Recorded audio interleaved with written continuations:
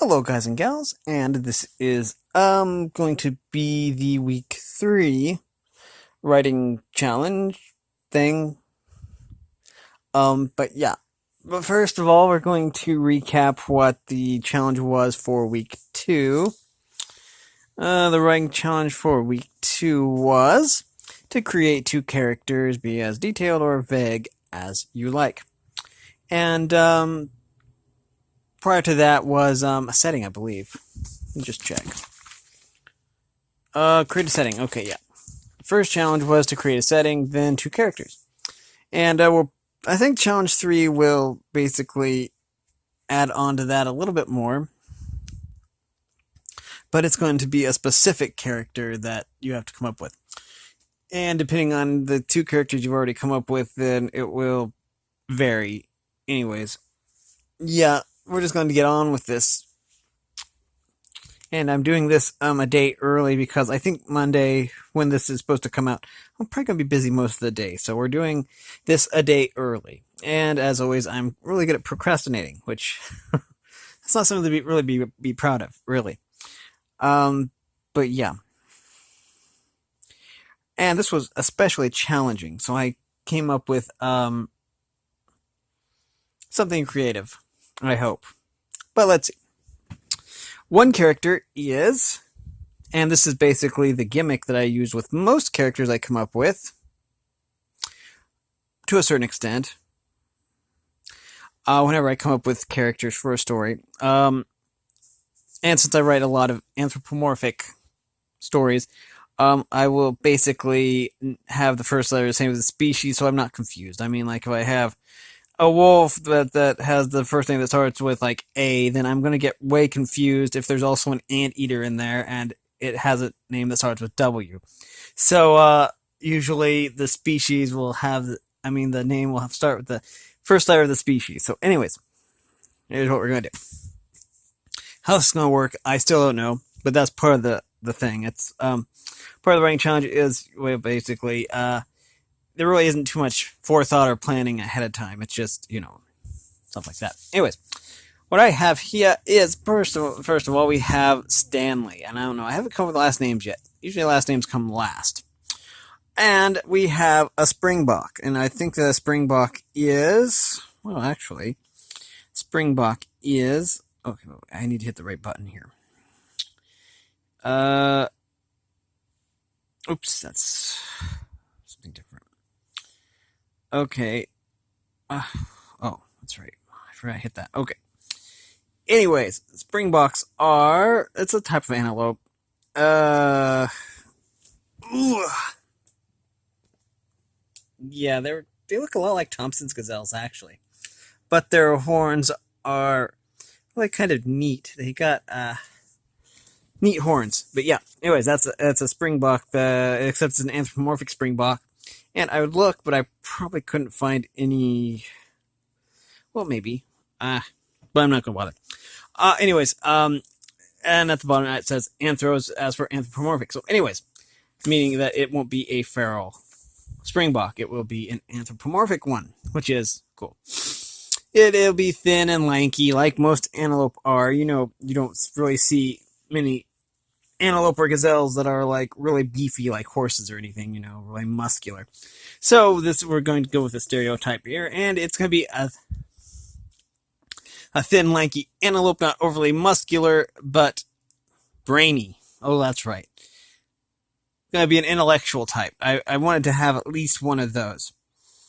And I really like, even in completely G-rated stories, I do like to have a predator-prey dynamic, which is going to come into play here in a little bit. But anyways, good-natured and easy to get along with, but brainy, wordy. He likes to use big words, that kind of stuff, and he's kind of serious when it comes to stuff. But yeah. Secondly, this one's going to be kind of fun. We have Dexter. I don't know. These names I'm not thinking of anything particular when I come up with these names. They just, whatever. And it's a dingo. Now, dingoes are native to Australia, which that's kind of fun because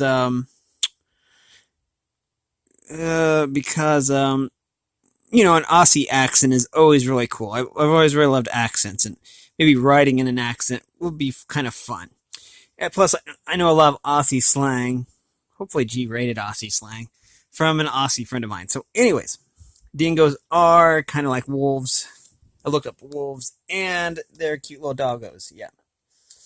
Ugh. So we have a dingo here. Ow. An athletic, muscular dingo that likes to work out, apparently. Has an Aussie accent. That's going to be fun to write, really. I work on my Aussie slang to come up with stuff like that.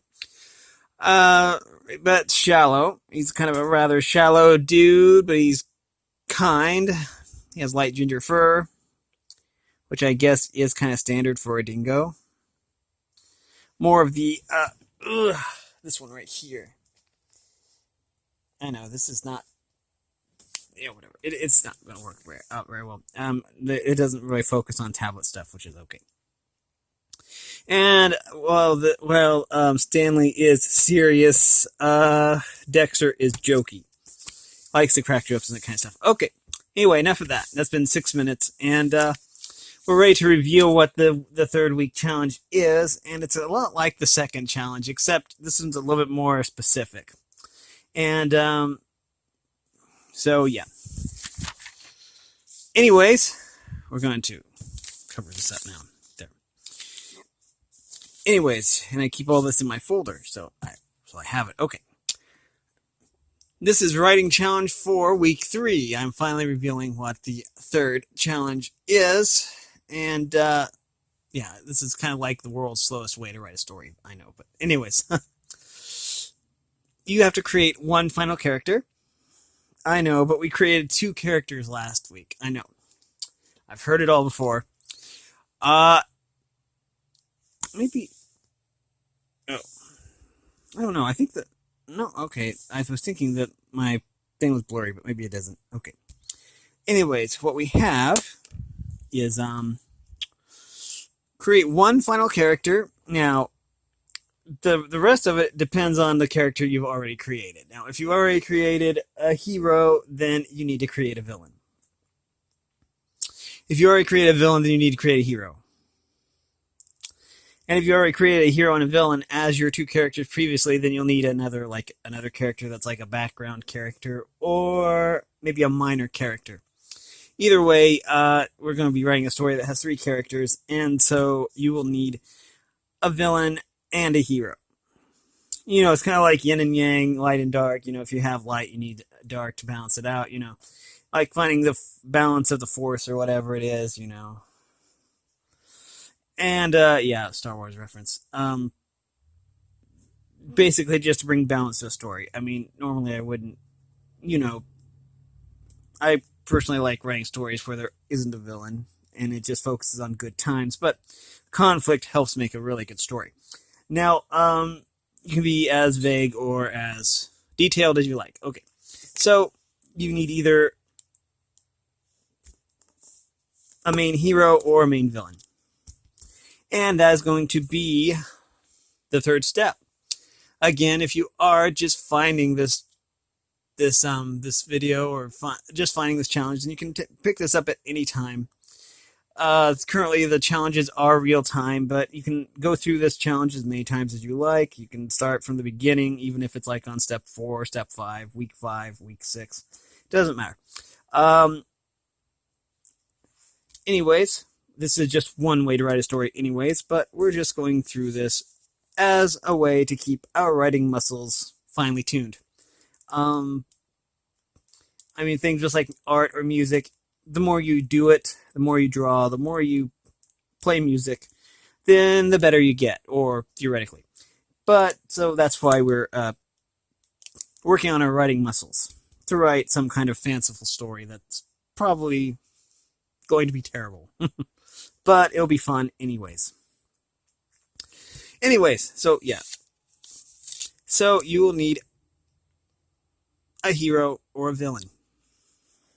Whatever you don't have already. But yeah. So yeah. If you like this content, make sure you like and subscribe and ring the bell. so you know when I upload. And if you want to support me anyway, all that information will be in the description below. As always, thanks for watching, everyone, and have a great day.